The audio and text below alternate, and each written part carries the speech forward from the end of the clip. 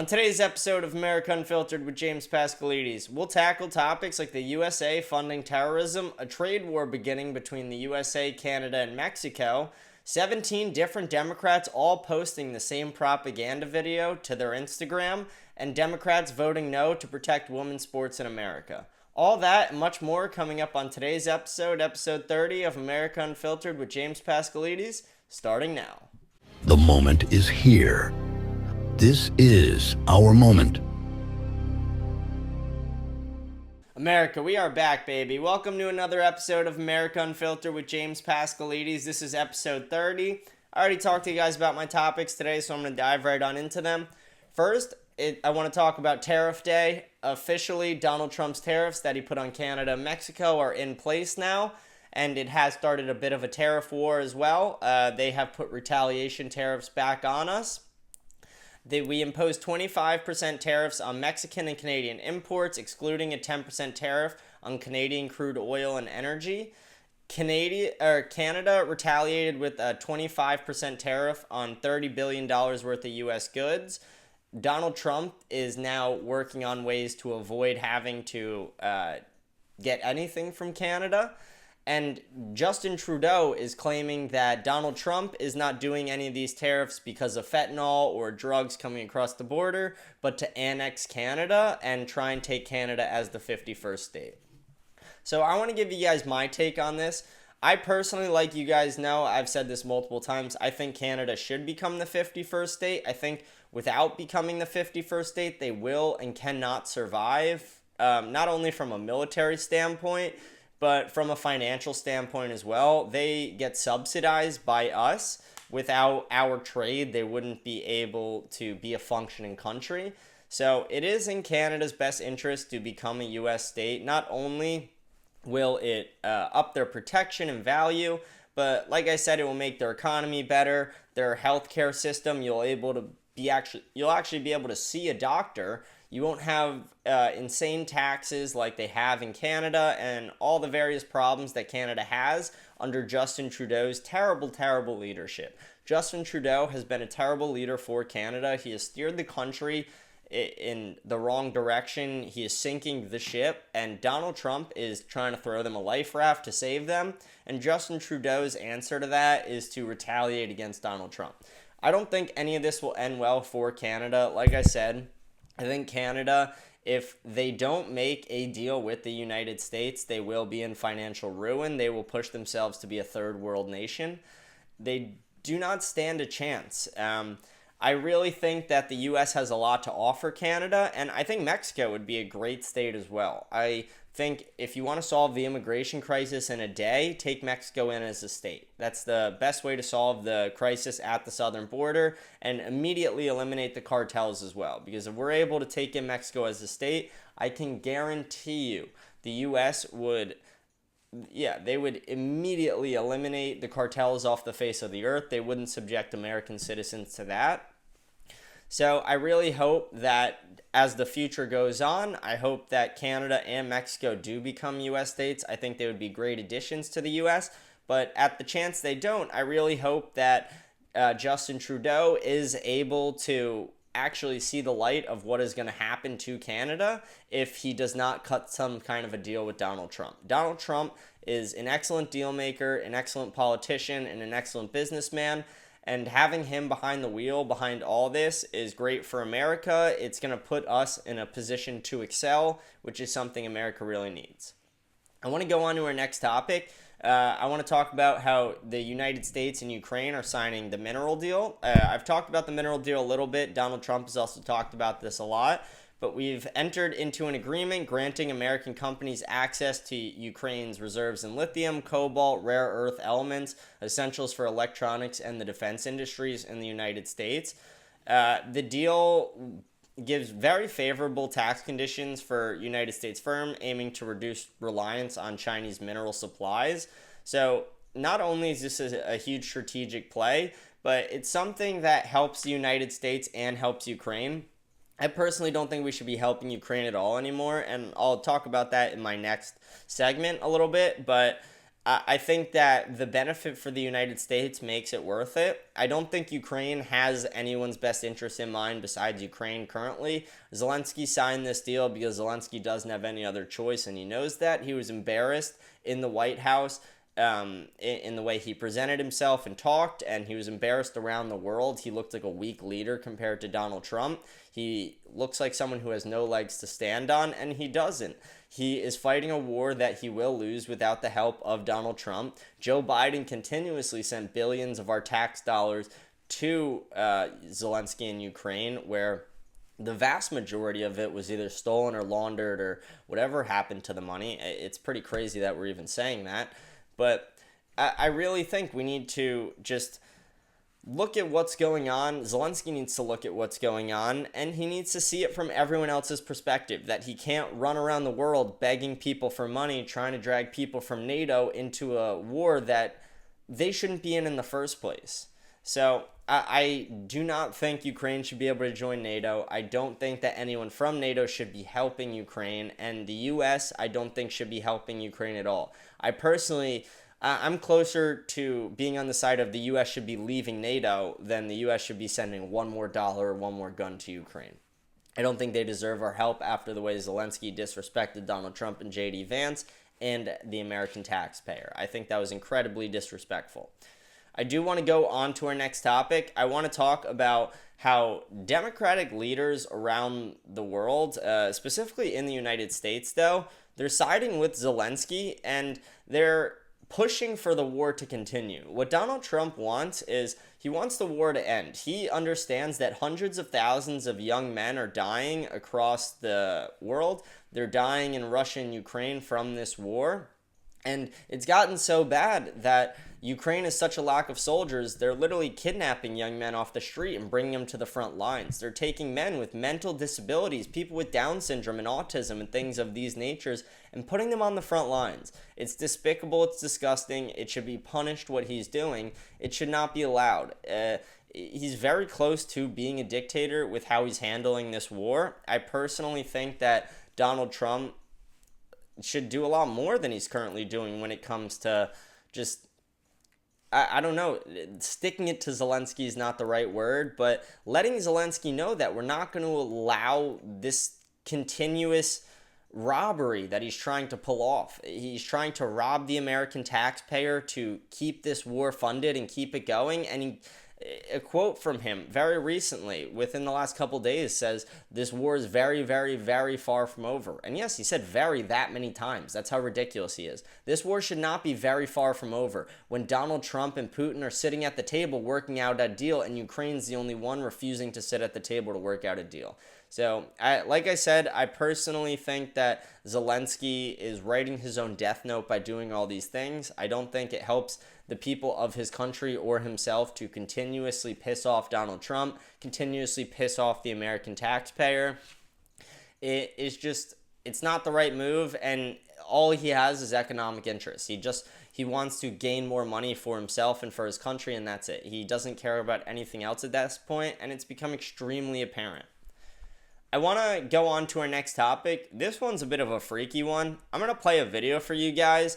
The video I'm going to play only shows 3 different Democrat videos that they posted on their social medias, but there were 17 of them who posted this exact video today. So it's become clear that the Democrats and the liberal regime, it's propaganda at this point.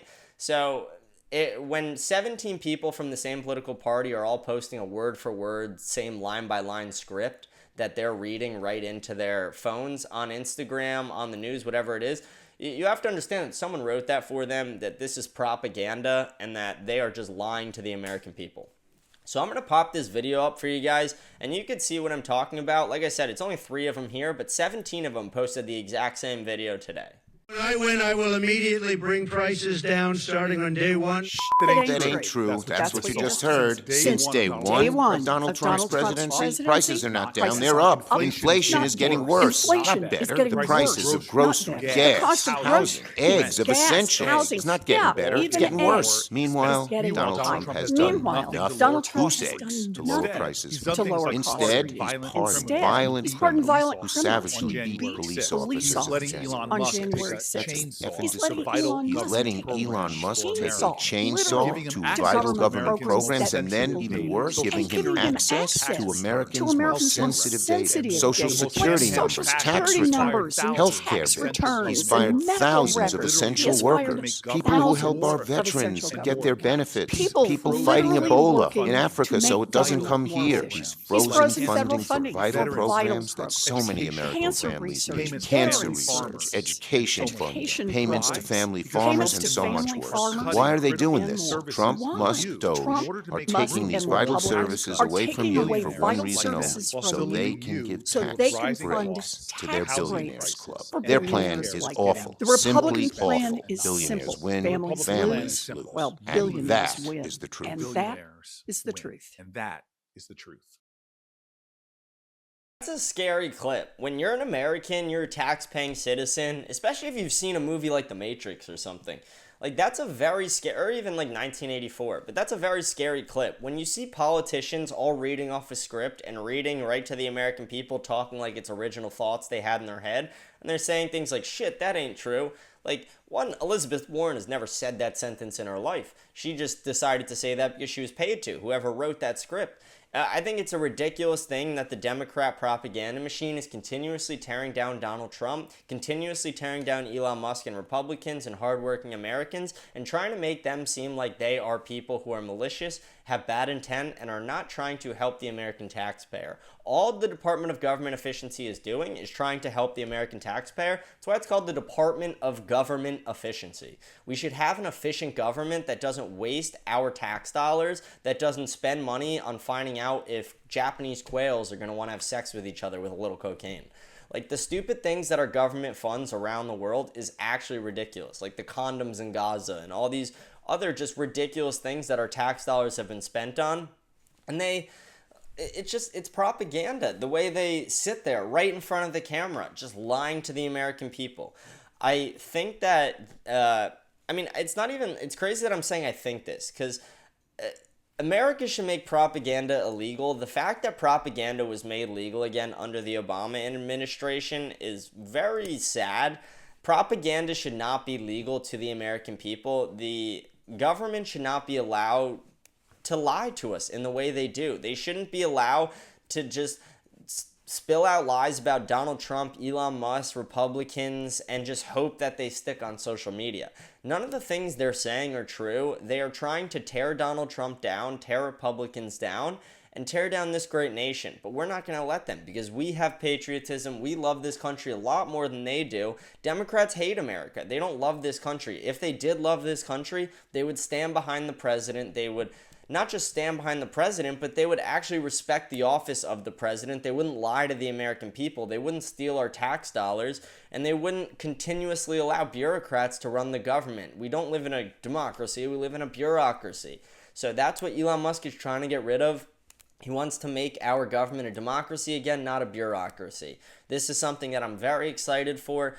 I think all three people in this video are extremely corrupt, and I urge all my listeners to go and try and find the video where all 17 of them are doing it. The only reason I couldn't post it is due to a copyright thing, but the video's everywhere. There's 17 different politicians on the Democratic aisle posted that same video today of them talking right into their camera with that exact same script that all three of those politicians had. I don't think any of that should be legal. I think it's despicable that the government is allowed to do propaganda to their own people, especially in a country as great as America. I don't agree with that at all. I think it's something that needs to end. I do want to go on to our next topic. It's one of our last topics here. I want to show another video to you guys. This video, it's, again, a pretty wild one, but it shows that the U.S., through the funding of our government, has been funding terrorism around the world. This is something that most citizens don't know about, and the second they hear it, I don't know how you don't support the Department of Government Efficiency cutting this type of funding. So I'm going to play this video for you guys, and then we'll talk about it right after. Mr. Burchett for 5 minutes. Thank you, Chair Lady. Mr. Roman, are you aware that we are sending $40 million a week to the Taliban?